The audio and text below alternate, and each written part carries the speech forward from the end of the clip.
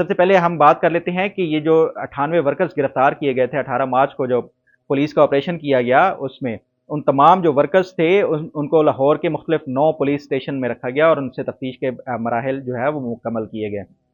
یہ جو ان سے تفتیش کا جو پروسیس تھا وہ سی آئی اے اور سی ٹی ڈی پولیس نے کیا تھا، اور ان تمام 98 جو ورکرز تھے ان کو 9 مختلف گروپس میں ڈیوائیڈ کیا گیا، اور ان کو کسی گروپ میں 9، کسی میں 10 اور کسی میں 15 جو ورکرز تھے وہ رکھ کے ان سے تفتیش کی گئی۔